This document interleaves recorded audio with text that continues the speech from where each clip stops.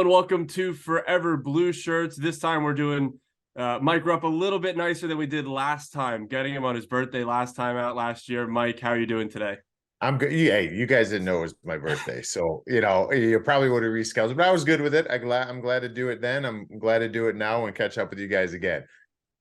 Back talking about the Rangers in a different spot than they were at the start of last season. A little bit calmer expectations, I would say, than what a lot of people were assuming last year. For a guy on this Rangers team, you don't have as calm expectations for. It's Kaapo Kakko.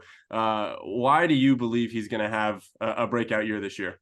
Well, I think he plays the right position. I mean, that's been well documented, right? Like when he's playing on that right side, if there's I don't want to say a vulnerable area, but if there's an area of opportunity, it's on that right side. And quite frankly, I know with the addition of Blake Wheeler, which I love that move, especially for the cost of that move, that I think Blake Wheeler's a little bit of insurance policy for Kakko getting that opportunity on that top line. So I think he's going to get the reps, he's going to get the minutes. And the one thing I do know about him, especially with a new coach coming in, Peter Laviolette, and from watching Kakko over the last number of years, the little areas of his game, I get it. The score sheet, he's a little snake bitten at times. He hits opportunities. He hasn't really found that touch in the NHL consistently with scoring goals, but he does so many good things and things that coaches love. They want to know that guys are going to hold on to pucks, that they're going to get in there on the forecheck, they're going to compete. And those are all areas that he thrives. And actually, his underlying numbers are fantastic in those categories. So by that regard, he's going to get an opportunity. But he's also, I think Peter Laviolette's going to love him. I think he's going to love what he brings, and that's going to even solidify those opportunities. So, I wouldn't be surprised if he's pushing high 20s, possibly 30 goals this year. And I'm excited to watch him play because I think he's put in the time, and it's his time to shine now. Yeah, you're definitely making a lot of Ranger fans happy talking about Kaapo Kakko with 30 goals, even in that realm of 25, 30 goals.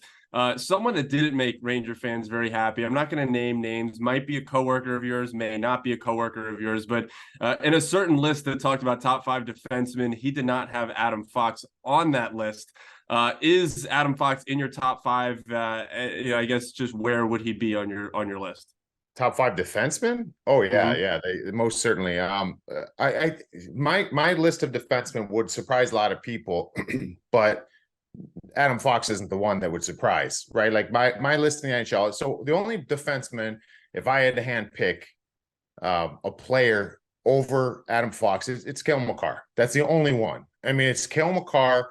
Adam Fox is number 2. And to be frank, this is where it might surprise some people. I got Charlie McAvoy kind of right there with Adam Fox, but I got Adam Fox ahead of him just because McAvoy does so many different things. And I got Miro Heiskanen in that same. So you got Fox, who I'll give the edge to at the second best defenseman in the world, but very close to him as far as what I regard as being important. I have McAvoy and Heiskanen, but Adam Fox. Here's the thing with him. It's like, this is what I love. And I was actually talking about this yesterday because I've come a long way with certain players. And another one I'll use an example of is Jack Hughes and what Jack Hughes has become as a player. I didn't think it was going to happen with him like that. Like I thought that his size would be an issue. I thought that there's certain elements of his game that would maybe stunt his growth. He's proved me dead wrong. And I'll admit that to the end of the day, like he's earned that praise by me, and Adam Fox has done the same because Adam Fox came in. I love what he did offensively. I love when he won the Norris, but been able to cover some Ranger games over the last while and really paying attention to pretty much every game of theirs. This guy's just different, and he controls things. He controls the pace of the game. I mean, his vision, his calmness. I've never played with Scott Niedermayer, who I think is probably one of the most underrated defensemen to ever play the game. I never saw a defenseman with more composure with the puck. Adam Fox has more composure than Scott Niedermayer, and that's huge because he's always hounded. He gives that little shimmy, little shoulder shake. He's out of it. His deception on the ice. Like if you talk about Magic Johnson, the way that we've seen him play basketball and on the fast break, the no look passes, and he's always selling something different. That's Adam Fox. I mean, everything screams to you should be able to control this guy because he can skate, he can move, he's a good skater. He's not like phenomenal. Like he's not blowing you away with his skating ability. His size, he's not blowing you away with. There's nothing really he's blowing you away with except his hockey IQ. It's off the charts. Mike Johnson, who I work with NHL Network, was like, this guy it's a game of chess out there. And that's how, and by watching him play, it's just everything slowed down. He's playing the game at a different speed. And he's thinking a few moves in front of everybody. And he's incredible. He's the second best defenseman in the world. And quite frankly, he's not that far off Cale Makar for number one, in my opinion. So I wasn't alive to see Brian Leach in his prime.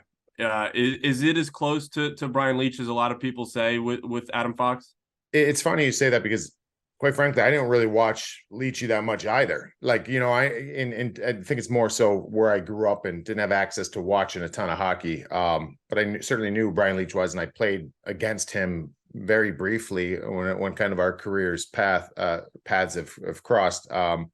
But yeah, I mean, from talking to people, yeah, there was just there's certain players that have changed the game, and as far as I'm concerned, in NHL history, from that position of defense. Bobby Orr is the one we're always going to talk about. He changed the way that defensemen will ever play the game.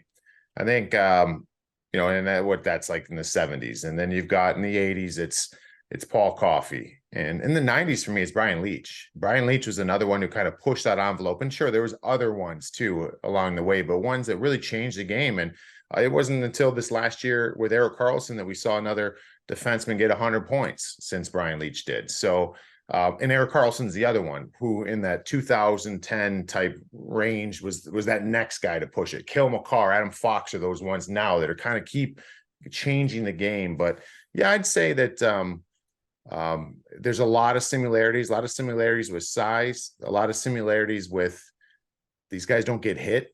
They take inventory all over the ice. They got great vision. They're elusive. They manipulate the game. And that's incredible, because you're talking about the best league in the world. And these guys are like Brian Leach and Adam Fox. They're outsmarting the opponent. That's impressive. Definitely being a Harvard grad helps you out in that aspect. Yes. But you mentioned Jack Hughes. Ranger fans a little bit different with their number one overall pick in Alexis Lafreniere getting a 2-year bridge deal this year. Just kind of what that means for his future, and you know, is there hope for Ranger fans that he can still maybe not turn into a Jack Hughes, but you know, better than what we've seen from Lafreniere so far? Yeah, absolutely. I mean, look at some of the other guys in the past. I mean, Ryan Nugent-Hopkins is a good example. He's a first overall pick. It took a little longer. I mean, he just had over 100 points this last year. I mean, again, I think he had 50 some on the power play with that Edmonton power play that's unbelievable. But when you talk to people in Edmonton, Ryan Nugent-Hopkins is a glue guy on that team. You need him to play wing, you need him to play center, penalty kill, power play, whatever it is. He's that guy that can elevate and move all over the lineup. We haven't really seen that from Laff yet, but we didn't see that from Nugent-Hopkins early on in his career either. I mean, I'll go to Nico Hischier. Nico Hischier didn't blow anybody away in the first couple of years. Everybody's thinking, oh man, the Devils finally they get this pick and it's not going to. He was unbelievable last year. He's a superstar. So this guy, he's going to get opportunity now. And that's been the one thing. And I don't assess the way that used him or didn't use him. This team needed to win, and you're in the winning now business. It was a totally different situation than the Edmonton Oilers and the New Jersey Devils with their picks. Those teams stunk. So you're going to, like Connor Bedard this year, he's going to play. And when he struggles, he's still going to get thrown over the boards and play in the same positions. Why? Because Chicago's like a borderline American Hockey League team. Like, I'm just being real. Like, they're not going to be good.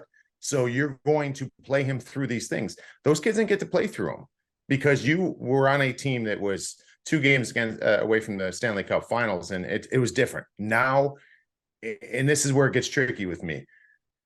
I don't want to put pressure on those kids, but and it's tough to even call them kids. They've been around for a little while now. It's time now.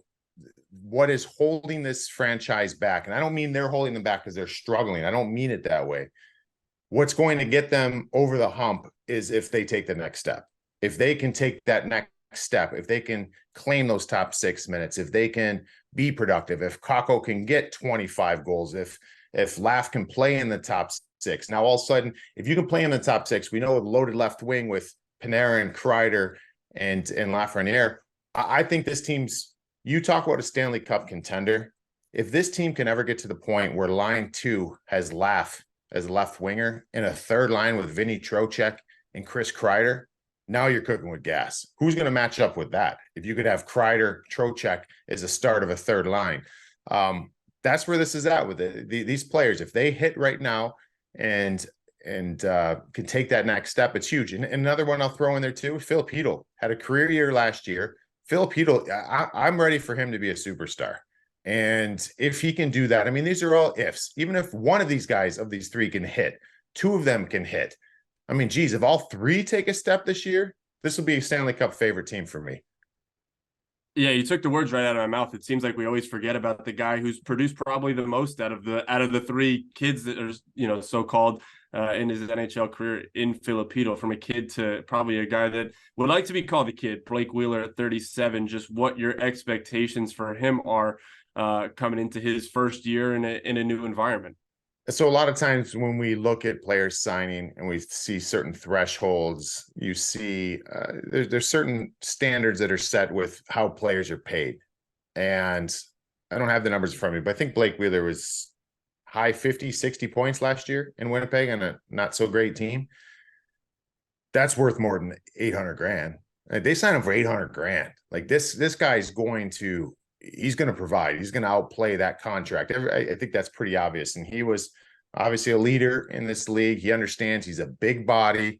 He can go to the net hard. He's a great passer still. And I know he's not Blake Wheeler probably of what he once was, but still, he's a player that he can adapt in your lineup. And I think he's capable and willing to do that. So if, for an example, you've got if Kakko grabs that top spot and you need Wheeler to play second line, cool. But if he's not playing second line, maybe he'll adapt on a third line. But you're going to have a player who gives you options. I think it helps your second power play unit, depending on wherever he's used. I'm assuming he'll be on that second unit. The first unit's pretty well intact. He just gives you options, and I just find that is a phenomenal ad for this team. And I can't wait to watch it play. But he's kind of an insurance policy too, because you never know. He might have to be line one right wing, and that's fine, because line one right wing, Blake Wheeler, he could put up 60, 70 points, and that's phenomenal. Yeah, absolutely. And I guess kind of if he's able to have that kind of I don't want to say underrated season, but a guy that's getting paid $800,000, you wouldn't really expect to have a top tier 60-point season. Where do you see the Rangers going in the Metro and the East if guys like you mentioned are able to kind of hit this year?